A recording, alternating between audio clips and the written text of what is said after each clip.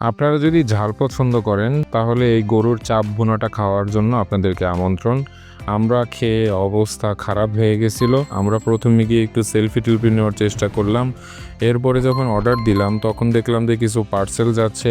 দেখলাম এখানে চাপগুলোর সাইজ মাশাআল্লাহ অনেক বড়। তো আমরা নিয়েছিলাম কাচ্চির যে রাইসটা, সেই রাইসটার সাথে চাপটা। চাপের ভিতরে দেখেন কি পরিমাণ মরিচের বিচি দেখা যাচ্ছে, তার মানেই বোঝা যাচ্ছে যে জিনিসটা অনেক ঝাল হবে।